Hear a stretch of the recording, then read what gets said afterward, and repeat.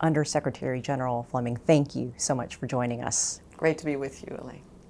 How is the United Nations using its communication platforms to promote awareness and action towards achieving the 2030 Sustainable Development Goals? Well, we're using them in multiple ways. I mean, first, just to get out the facts, the facts around inequalities, the facts around climate change, what's happening in wars, and also the facts around the solutions. But just putting out the facts, if you're trying to move hearts and minds, isn't quite enough. So we're deploying a lot of storytelling, content, campaign material to reach people in ways that we hope will get them to care, but also get them to act. So it's a challenge in today's world where people are bombarded with all kinds of information and disinformation too. So trying to get into those spaces with authoritative information, but also the types of content that is going to move people into realizing that the world is in trouble, but they can also join forces with us to help us fix it.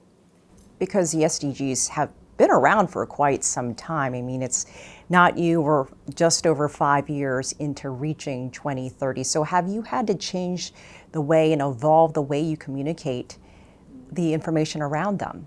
Yeah, I mean, I still think there's a lot of educating to do around the SDGs and what each goal represents.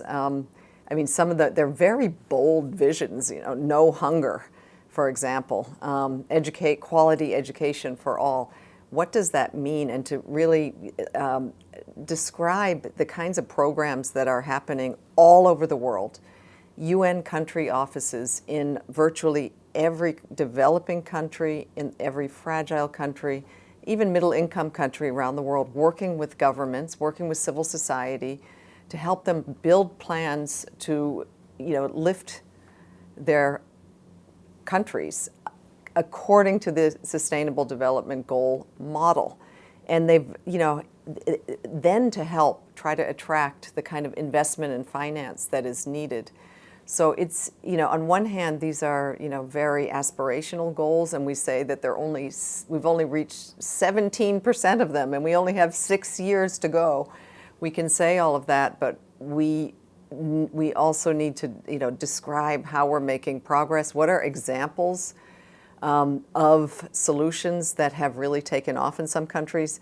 Where have actually the solutions bubbled up from the hyper-local level or the local level, and can we tell the world about those stories so others can perhaps learn from them?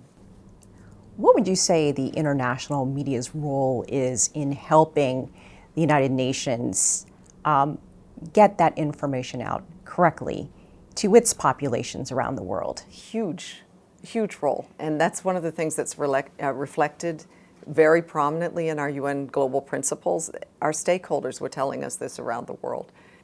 A healthy information ecosystem has public interest media, independent, free media at its heart. A place where the public can turn to get authoritative, trusted information to guide them. And so we are promoting this pillar of having a strong media at its center.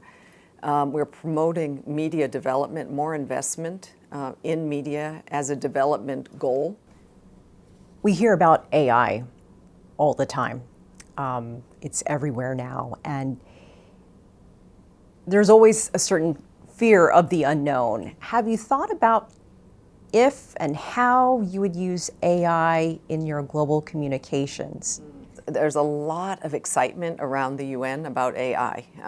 There's a lot of excitement in people at WHO, people at ITU, people involved in education. They really believe that these applications can help, particularly in the developing world, can help advance the SDGs and some of our efforts. So that's great. On communications, we are looking at how we can use AI to help become maybe more multilingual in the way our capabilities of communicating with more people around the world. Just like journalists, maybe using it to help us get ideas and creative ideas for storytelling. But one thing that we've really discovered is we still need a human hand. The subjects that we deal with are so sensitive. I have to say that we're spending a lot of time warning about the dangers of AI in the dimensions of disinformation, deep fakes. So we're trying to embrace the potential advantages of AI while warning against the dark side. There is a recognition among all member states that there needs to be a global, at least not necessarily regulation, but certainly governance, kind of like we have for climate change, an IPCC-like body for AI, so that everyone has access to the research, the developments, so that there's transparency, and then perhaps some recommendations for guardrails. Coming back to what we were discussing at the beginning of our interview, we talked about trust and mistrust, and there's a lot of mistrust around the media in general. A lot of people don't have a favorable opinion of some media. And you mentioned there's a little bit of that around the UN as well. So how do you come around regaining trust of people around the world?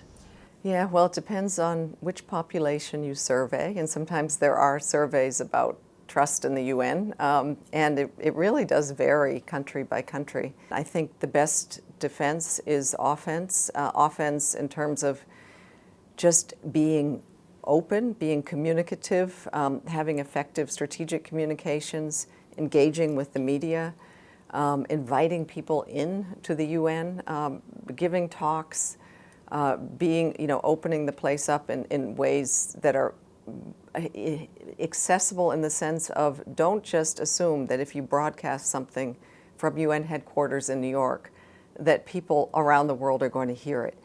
We have the benefit of having UN information centers in 59 countries around the world, and then in the countries where we don't have these UN information centers, we have communication officers, and so we deliver kind of our central campaigns, but we say, adapt them into your languages, into your contexts, find your own partners and influencers, and see how you can make the UN themes relevant to your populations, speaking in the languages that you speak.